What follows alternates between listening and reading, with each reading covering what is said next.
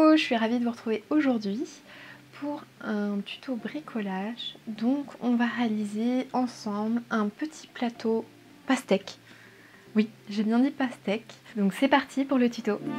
Donc la première étape, ça va être de faire le croquis pour qu'on voit ensemble les différentes pièces à découper ensuite sur le bois. Donc vous aurez le plateau qui sera rond du coup, pour ressembler à une pastèque, et les deux poignées qui seront les mêmes, mais qu'il faudra découper deux fois. Donc là on va faire le croquis, c'est pas au bon format, mais je vous mets quand même les bonnes mesures pour qu'on se rende compte en fait de ce qu'il faudra découper, et ensuite on les reportera sur notre bois aux bonnes mesures. Donc ce qu'il nous faut, c'est un cercle. On va faire un cercle de 40 cm de diamètre. Pour les poignées, donc là on fera en deux exemplaires.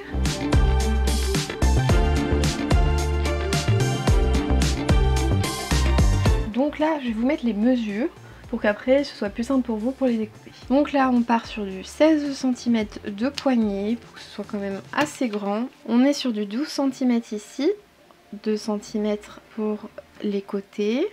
La hauteur extérieure ce sera 6 cm. Et la hauteur intérieure on est sur du 4. Voilà, vous avez quand même pas mal de mesures à faire. Et ça, ce sera x2 x1. Donc on a bien 3 pièces. La pièce du plateau et les deux pièces pour les poignées qu'il faudra ensuite visser. Alors si comme moi vous avez des morceaux de bois que vous n'utilisez plus, que vous souhaitez recycler, pensez-y. Oh, bon, j'ai un petit peu poncé ma pièce pour que vous voyez plus facilement comment faire le cercle sur votre pièce de bois. Je vais vous montrer une petite technique pour faire vous-même votre cercle. Vous avez besoin d'un carton, d'une petite pointe, d'un crayon à papier et d'un marteau. Pour ce qui est de la taille du morceau de carton, ça va en fait dépendre de votre taille de rayon de votre cercle. Là, vu que c'est un diamètre de 40 cm, donc un rayon de 20 cm, ce petit morceau de carton suffit amplement. Vous allez prendre votre petit morceau de carton, vous allez faire un trou dans votre carton avec la petite pointe, comme ceci, et la positionner quelque part, en tout cas plus ou moins au centre de votre pièce de bois. Vous donnez quelques petits coups de marteau.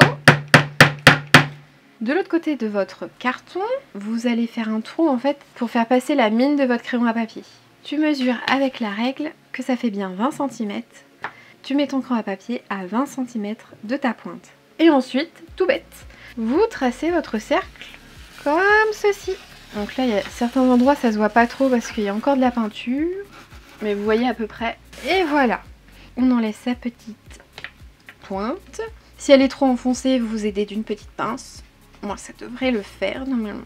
Je dis ça, mais en vrai, je l'ai quand même pas mal enfoncé. Voilà. Donc ça, c'est fait. Pour les poignets, je vais utiliser cette petite planche de contreplaqué. Donc là, on a ce qu'il nous faut pour faire nos poignets. Une petite planche de contreplaqué, une équerre, une règle et un crayon à papier. Donc là, on va reprendre notre croquis pour réaliser nos petites poignées.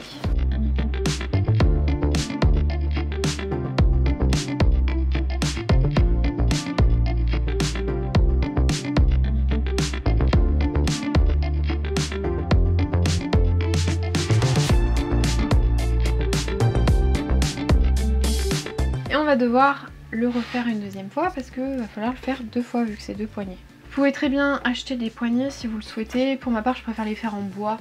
Ça m'évite déjà d'acheter. Finalement, j'ai assez de morceaux de bois, de chutes de bois pour le faire. Donc autant recycler plutôt que d'acheter.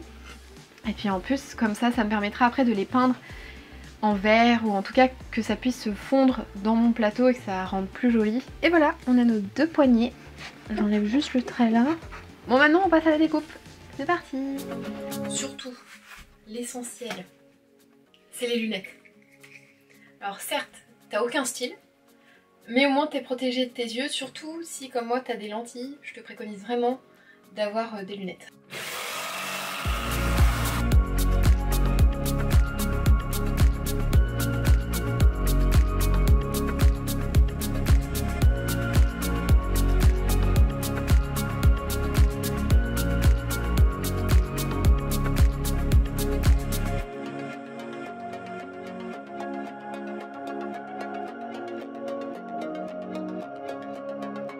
Pour ma part, je vais utiliser ma scie à chantourner pour finir les découpes de mes 2 petites poignées parce que c'est assez étroit, mais vous pouvez très bien le faire à la main ou bien continuer à la scie sauteuse si vous avez plus ou moins le matériel pour pouvoir le faire. Comme ça, c'est parti!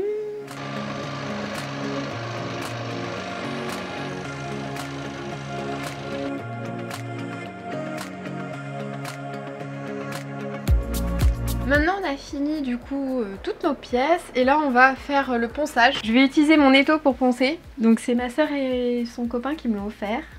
Hop là, je voulais à tout prix un étau.